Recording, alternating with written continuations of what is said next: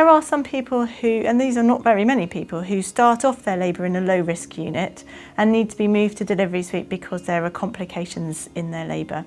The people who start off in a low risk setting come over because they decide that they want an epidural, or because their progress is not as quick in labour as we would anticipate, or they've been pushing for a long time and might need some assistance in the last stage of labour. So they're slightly different groups. Because I came to Stroud and they're not a hospital, I was informed straight away that I can only push for 2 hours before having to be transferred, in case there's any kind of danger to the baby or to myself.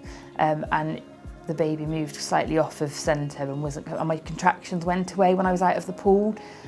So I was told really early on that they were going to ring for an ambulance. It wasn't definite that I'd have to go in it. We'd continue to push, continue to try and labour naturally. But if I got to that time scale, the ambulance would be here, so I could be taken over to Gloucester just for the safety of both me and the baby. Yeah, like an ambulance for Stroud maternity. So I got to the point where baby wasn't coming, and the ambulance arrived. They were really, really good. It was quite daunting at the start just because you get so comfortable with being here. She's fine, happy to go across.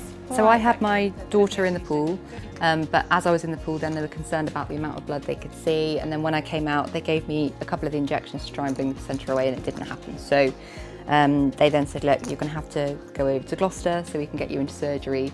So they called for the paramedics team to come and take me over in an ambulance straight away.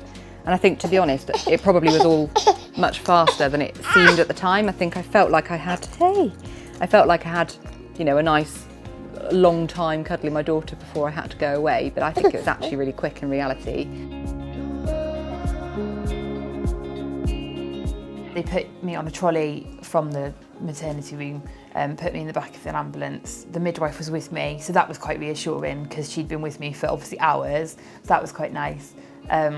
The paramedics didn't really chat too much to me in the sense of they just let me kind of get on with my contractions as and when, but they would put me at ease because they were just chattering, and it was almost like, it's fine, you know, and they were telling me where we were on the route to Gloucester to put me at ease, so I didn't have much longer to go. But yeah, it was absolutely fine. It wasn't horrendous or scary or anything. I was just so pleased that the birth itself had gone really well and that I was being taken to wherever the safest place was, you know, for me. Yeah, so the ambulance staff were really lovely. The paramedics were really, you know, really kind. So I felt obviously quite drained, having just had a baby, and a bit, you know, self-conscious, you know, but they were really lovely, really reassuring. And so I just remember thinking it was all quite novel, really, just being in this ambulance. I'd never been in an ambulance before, you know, and the blue lights were going and the sirens were going, but we got over to Gloucester really quickly. So yeah, so they were great, really, and they tried to make me feel as relaxed as possible, which was nice.